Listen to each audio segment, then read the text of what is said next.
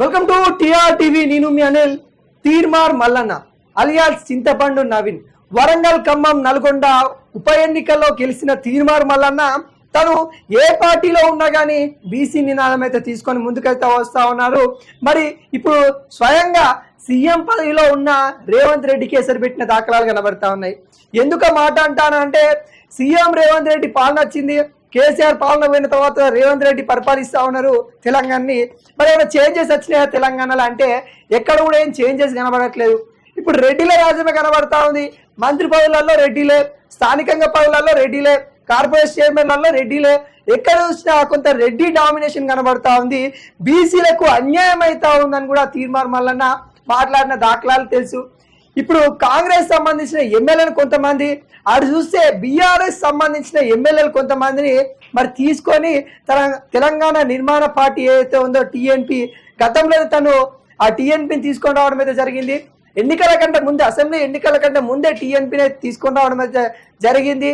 కానీ ఎన్నికలు తొందరలో ఉండడం వల్ల ఎన్నికల ఏదైతే ఈ ఎన్నికల్లో మనం పోటీ చేస్తే కొంత ప్రజల్లోకి వెళ్ళడానికి టైం ఉండదు. కాబట్టి కాంగ్రెస్ సపోర్ట్ చేద్దాము, కాంగ్రెస్ అన్న మరి బీసీల పక్షాన ఉంటుందేమో, మరి బీసీల కోసం ఫైట్ చేస్తుందేమో అని అనుకున్న తీర్మార్ మల్లన్న. కానీ ఇక్కడ చూస్తే సీన్ రివర్స్ అయిపోయింది. మళ్ళీ రెడ్డిల పాలన, ఓసీల పాలన వచ్చింది. మళ్ళీ ఏదైతే గతంలో కేసీఆర్ ఏ తప్పిదాలు చేసిండో, ఏదైతే వాళ్ళ కుటుంబ పాలన కేసీఆర్ చేసిండో, ఇక్కడ రెడ్డిల పాలన జరుగుతూ ఉంది. రెడ్డిల పట్ల బీసీలకు అన్యాయం జరుగుతూ ఉందని కూడా చాలా వాపోయారు.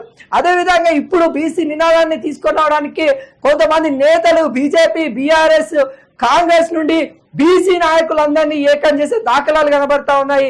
బీసీ నాయకులు ఎవరైతే ఉన్నారో ఖచ్చితంగా వాళ్ళు తీర్మార్ మల్లన్నతో కలిసి మన యొక్క బీసీ హక్కులను కాపాడుకుందాం, మన రిజర్వేషన్ పెంచుకుందాం అని కూడా తీర్మార్ మల్లన్న పిలిపిస్తున్నారు తెలుస్తా ఉంది.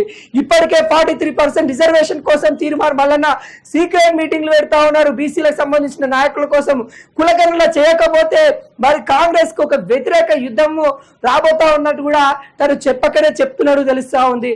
ఈ నేపథ్యంలో ఇక్కడ కాంగ్రెస్ గవర్నమెంట్ కూడా ఆలోచిస్తా ఉంది. అరే బాబు, మన ఎమ్మెల్సీ అనుకున్నాము, మనం గెలిపించుకున్నాం, మరి కాంగ్రెస్ పార్టీ నుండి మరి మనకే ఎసరు పెడతా ఉన్నాడు, మరి ఈ తీర్మార్ మల్లన్న ఏందో ఆయన సంగతి చూడమని కూడా అధిష్టానం చెప్తా ఉన్నాడు. కానీ తీర్మార్ మల్లన్న ఎవరికి లొంగుతలేరు. అధిష్టానం ఏం చెప్పినా కానీ తీర్మార్ మల్లన్న ఏమనుకున్నారంటే సరే ఎమ్మెల్సీ చేసిరు, మరి నేను ఒక మరి నాకు మంత్రి పదవి ఇస్తారేమో అని తీర్మార్ మల్లన్న అనుకున్నారు. కానీ అక్కడ ఏమైంది, తీర్మార్ మల్లన్నకు ఒకవేళ మంత్రి పదవి ఇస్తే ఇక్కడ కొంతమంది రెడ్డిలు ఉన్నారు, ఏది నల్గొండకు సంబంధించిన రెడ్డిలు ఉన్నారు. ఆ రెడ్డిలు మరి మా తమ్ముడికి ఇవ్వాలి, మా అన్నకి ఇవ్వాలని కూడా వాళ్ళు ఆల్రెడీ కోమటిరెడ్డికి వచ్చింది అనుకో, కోమటిరెడ్డికి వాళ్ళ తమ్ముడికి కూడా మరి మంత్రి పదవి ఇవ్వాలని ఆయన ఫైట్ చేస్తుండు. అటు చూస్తే ఉత్తమ్ కుమార్ రెడ్డి మా భార్యకు కూడా మరి మంత్రి పదవి ఇవ్వాలని ఆయన అంటా ఉన్నాడు. ఇట్లా ఎవరైతే రెడ్డిలలో ఎవరైతే ఉన్నారో వాళ్ళు చాలా మంది అడుగుతా ఉన్నారు అన్నమాట మంత్రి పదవులు. ఇదంతా కరెక్ట్ కాదని ఎవరికి ఇవ్వకుండా మంత్రుల విస్తీర్ణ జరగకుండా కాంగ్రెస్ గవర్నమెంట్ సక్సెస్ఫుల్ గా 9 నెలలు అయితే కంప్లీట్ చేసుకుంది. ఇక అవి ఉన్నాయన్నీ రేవంత్ రెడ్డి దగ్గరనే ఉన్నాయి.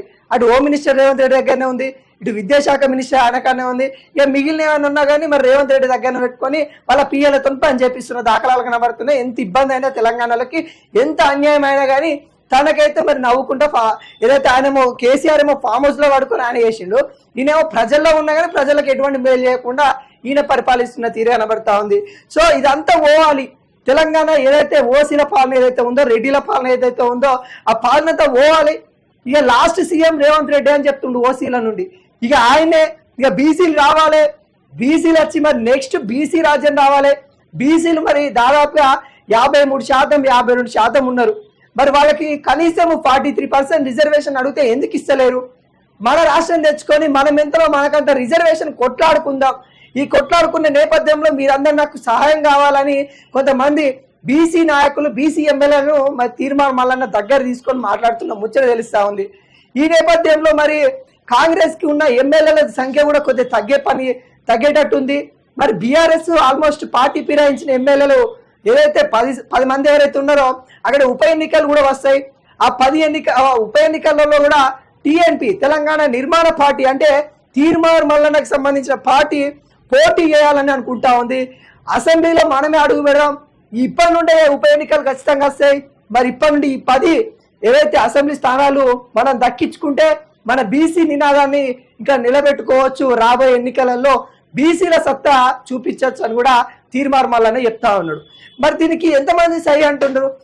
నిజంగానే మన దాంట్లో చూసుకున్నట్లయితే బీసీల రాజకీయంలోకి చాలా తక్కువ మంది వస్తా ఉన్నారు. ఆర్థికంగా వెనుకబడి ఉన్నారు కాబట్టి కొంత ముందుకు వచ్చినా కానీ ఈ రెడ్డిలో వాళ్ళ ఆర్థికంగా చాలా ఉన్నారు కాబట్టి వాళ్ళు వీళ్ళని తొక్కేయడమే జరుగుతూ ఉంది.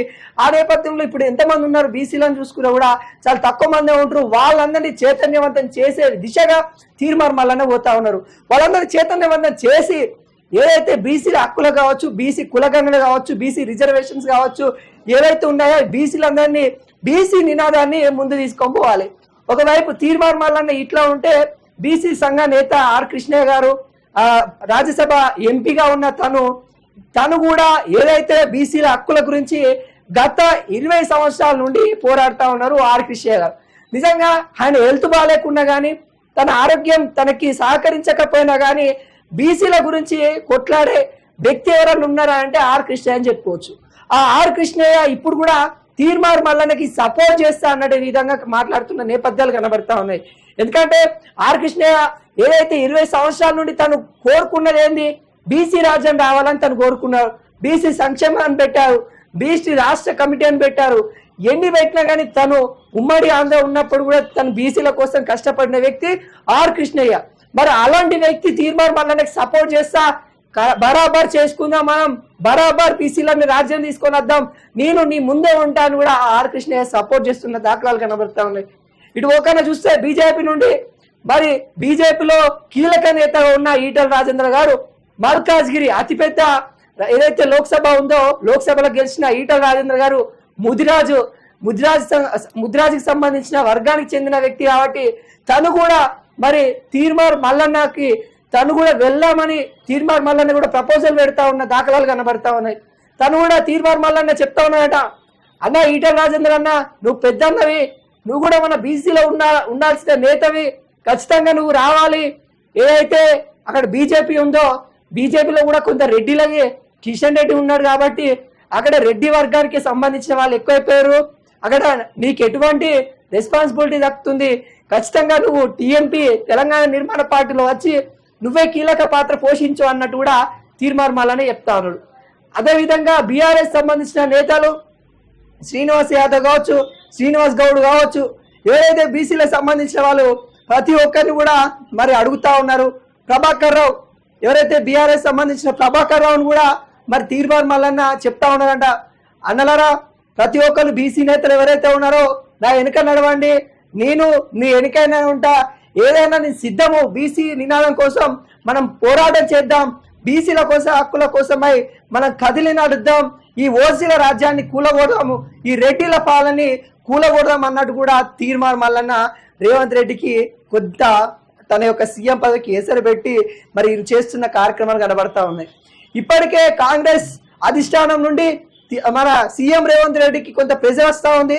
ఏందయ్యా మన ఎమ్మెల్సీ ఉండి అంతగానం చేస్తా ఉన్నాడు, మనకే వ్యతిరేకంగా తీసుకొస్తా ఉన్నాడని కూడా ఢిల్లీ నుండి అధిష్టానం నుండి సీఎం రేవంత్ రెడ్డికి కొంత ప్రెజర్ వస్తూ ఉంది. ఈ ప్రెజర్ వస్తున్న నేపథ్యంలో మరి ఈ తీర్మార్ మల్లన్నని రేవంత్ రెడ్డి ఏమన్నా అంటే ఇక్కడెక్కడ బదనం అవుతారా అని ఆయన ఏమనకుండా ఉండాల్సిన పరిస్థితి తీసుకొని వచ్చారు. ఏమైనా కానీ తీర్మార్ మల్లన్న ఇప్పుడు బీసీ నినాదం ఏదైతే ఉందో దాన్ని ముందుకు తీసుకురాబోతా ఉన్నారు. ఖచ్చితంగా మరి బీసీ హక్కుల కోసం, బీసీ రిజర్వేషన్ కోసం ఏదైతే తెలంగాణ నిర్మాణ పార్టీ TNP పార్టీ ఏదైతే ఉందో అది ముందుకు రాబోతా ఉంది.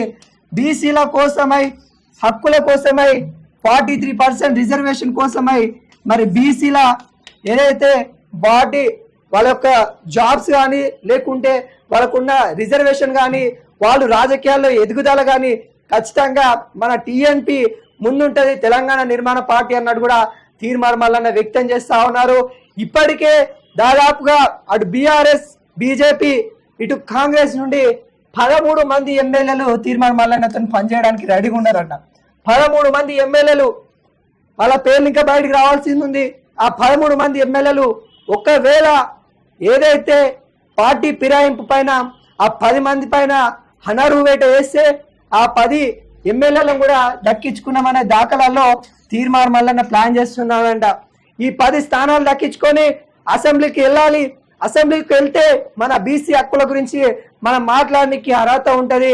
ఈ 10 స్థానాలలో కూడా మరి కొంతవరకు బీసీ బడుగు బలైన వర్గాలకు చెందిన వాళ్ళని పెట్టుకొని గెలిపించుకుందామని కూడా తీర్మార్ మల్లన్న చెప్తా ఉన్నారంట. మరి చూడాలి తెలంగాణ నిర్మాణ పార్టీ ఎంత ముందుకెళ్తుంది. తీర్మార్ మల్లన్న తన సొంత పార్టీ కాంగ్రెస్ కి ఇంత వ్యతిరేకంగా మరి ముందుకెళ్ళగలుగుతారా, లేకుంటే కాంగ్రెస్ పార్టీ అణగదొక్కుతుందనేది మనం అయితే ముందు అయితే చూడబోవాలి.